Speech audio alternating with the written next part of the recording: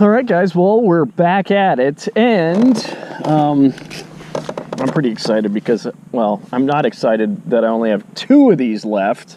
These are the 6.5 inch Sense Panoramas. I only have 2 of them left. And what color is this? I believe this is their HD, I think, yeah, 4K bluegill is what they call this. And I am going to attempt, it is summertime in Minnesota, and we are surrounded by lily pads out the wazoo, which I love. They're such a great cover for largemouth bass. That's what we're going after today. And it's summertime. I may have already said that. I apologize. But it is such a great time. I love northern summers. Great fishing throughout all summer. And I'm on a body of water that has some big largemouth in it. And this 6.5 inch Panorama, I mean, this is a big bait, but it's not too big for what's swimming in this lake. So we are going to basically be fishing this. I might fish this weighted later, but right now, since we're just surrounded by lily pads, I'm kind of just going to fish this sort of like you would a frog, like on top of this stuff. So what you do to rig this, and this is either a 5/0 or a 6/0 screw lock hook, okay, wide gap. You want that for this bait. In fact, this is, I think this is a 5/0. You could go a 6/0 with this 6.5 inch Panorama. So what you do is you screw this right into the head here and just get it going. We have started the process, and just screw this all the way in.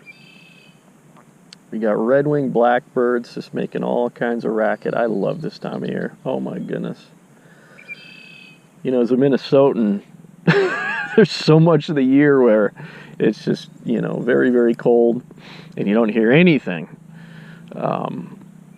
The winter doldrums, it's just awesome just to be surrounded by life. I just love this time of year. All right, so the screw lock is in all the way. Now what we're gonna do is we're gonna just kind of determine where this hook, we're gonna Texas rig this. So we're gonna kind of mark it with my thumb here where we're gonna insert this point, and we're gonna go right into the middle of the bait here, right in the center of it. And then straight out like so. I might not have done that the greatest here. We're gonna have to do this again. I don't like doing that when this is such a beautiful bait. Let's try this again. I don't know why that's acting like that. Try this again. So it's like right there. Let's try it again.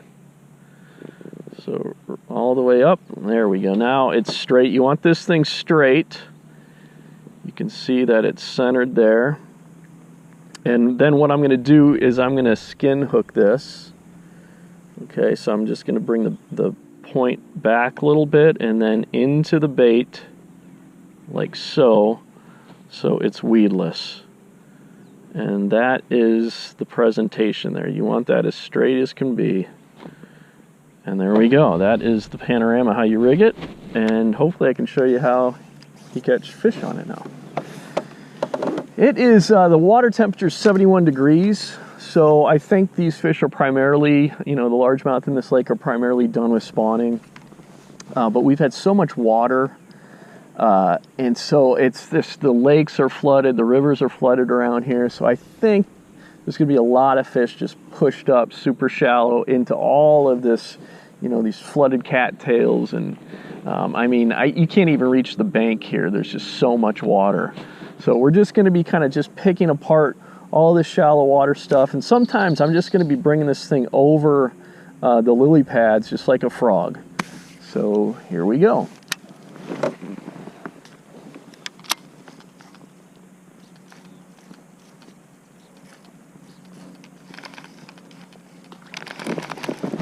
There we go. Got him. All right, that was awesome. Yeah, all right. Come aboard. All right. Boy, I have been really covering some water here. And you know, I've been trying,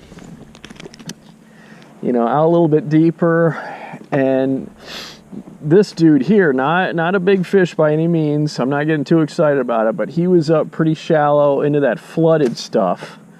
But it is, I mean, it looks like it would be a great day. See you, buddy. It looks like it'd be a great day for a moving bait, you know, just a bait that's just kind of moving at a clip, you know. You'd think that the fish would be more active a cloudy day like this. We've got an ATV. See ya. Hi. You know, cloudy day, we've got rain just kind of on and off coming through, waves of, you know, light rain.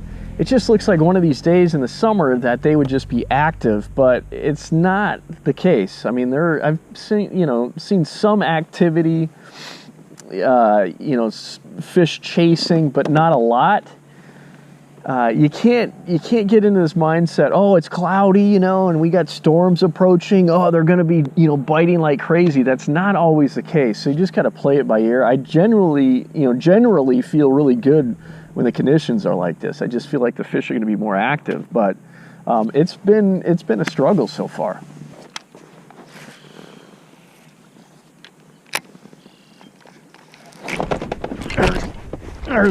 Yes, right in the root of that lily.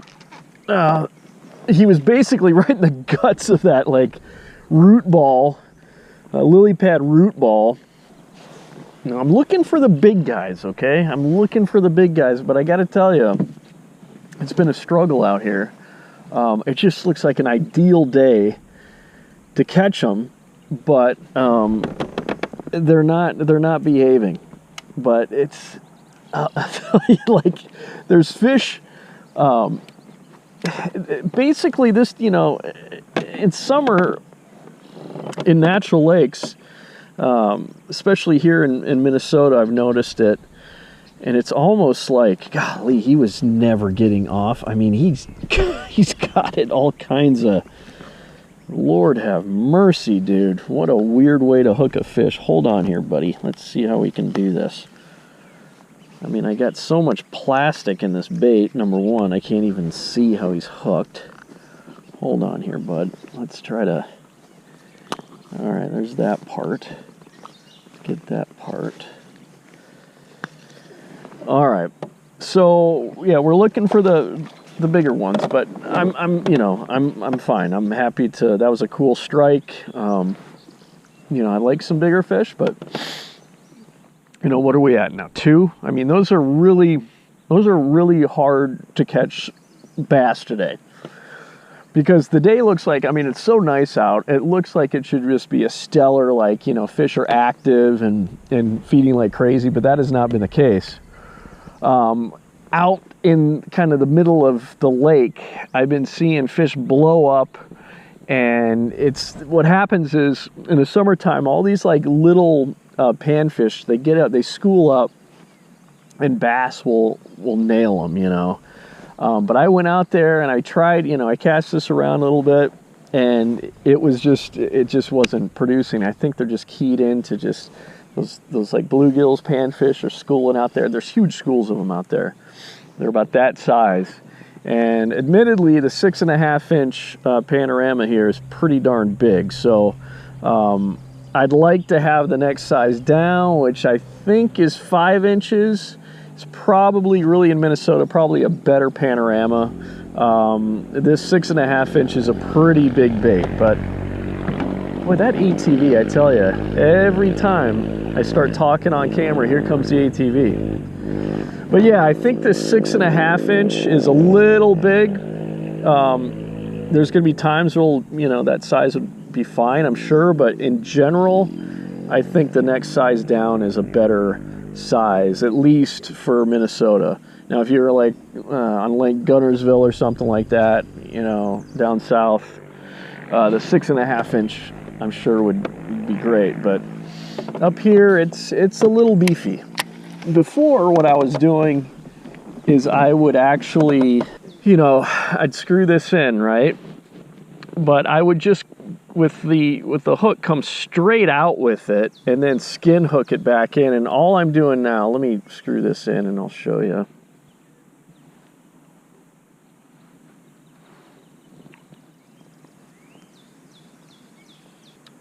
So instead of just going straight through the bait, okay, and then skin hooking it, I'm doing it like just a traditional Texas rig.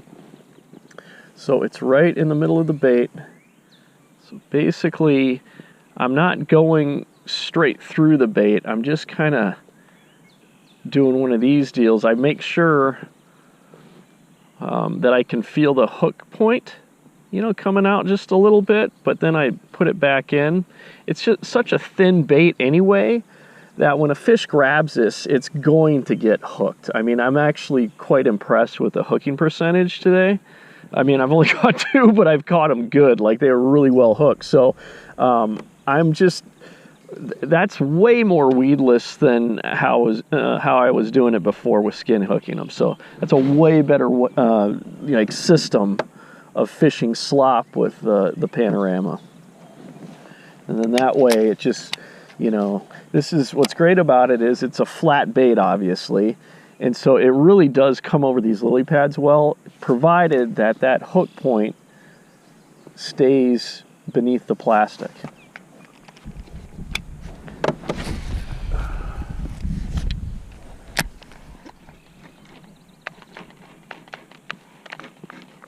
Oh, God. Jeez.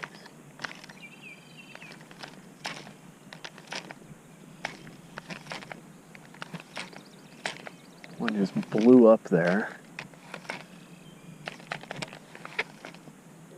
Try to see if he'll come back. That was a pretty good blow up right over there.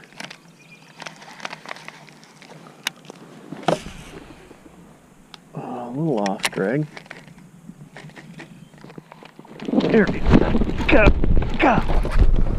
I think he got off.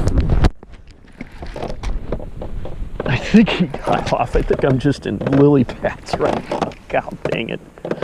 I really can't tell. I just think I'm in a lily pad stock.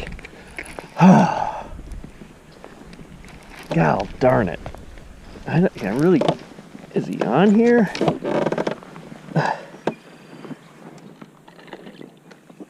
No. God dang it. That was a really good blow up. You probably can tell that we're losing light, which I don't like. I wish we had more time out here. But yeah, that was a good one, I think. Yeah, so this does come over lily pads well. And again, let's do another screw on the, screw that down a little bit more, and I'm just hooking it just a traditional like Texas rig, making sure that that point isn't coming out from the plastic, but you know, it's not too far from you know, the point sticking out. And the thing is that, you know, when you're fishing these lily pads, when you come to open water, the thing about this bait is that it doesn't have a whole lot of action as a soft jerk bait if you work it like a traditional soft jerk bait. You have to, what I do is I like to reel my reel really aggressively, and I'll see if I can, let's find an open spot here. God, I think they're getting more active right now. So yeah, you'll fish just like a frog, you know, just reel it over, you know, rod tip up, and you're just reeling it over the pads. But when you come to an open area with this Panorama, to give it action, you got to just really rip. You can use your rod tip a little bit, but it's just these quick, you know, rapid burst of your reel, and that's going to make that tail just, you know, it basically look like a real bait fish. The tail just flaps and it just goes super erratic, and then it flutters down. You kill it and it just flutters down. So but you work it. If you want to use it like a soft jerkbait, you gotta, you know, you gotta fish it differently than you would just a traditional jerkbait, like a, you know, soft jerkbait, like a fluke. And so yeah, once it comes to open water, just quick bursts, you know, of your reel. I'm not even hardly doing anything with my rod tip. It's all reel. It's just quick, you know, bursts of your reel handle. Let's see if we can catch one in here. This feels good. Yeah, there's fish moving through here. There's so many places for them to hide in this lily pad field, so you just got to cover a lot of water, and a lot of times you'll just find a concentration of them in these pads. All right, well, I am gonna have to call it an evening, and what a beautiful evening it is. I mean, we got, red-winged blackbirds in the background. Look at this sunset. I love summer. I absolutely love summer. I can't describe how much I love summer, like especially northern summers, Minnesota summers. Wasn't a great day, obviously, of fishing. I really like this bait, but this is a little beefy. I'd love to, what am I trying to say here? I'd love to have a smaller size of this with me. I think it would have been better today. This is just a lot of bait, you know, for fish that I think are just kind of negative right now. So, but still really cool to fish this in the slop. And again, just make sure you don't have that hook point exposed when you're fishing this panorama in the slop. That's the #1 tip I can give you today. So I am gonna head home and just enjoy this this beautiful sunset. Really enjoyed you guys being with me. I wish we could have caught some bigger fish, but it is what it is. It's fishing, right, guys? Take care. If you liked the video, please hit like and subscribe if you haven't already. Thanks, guys.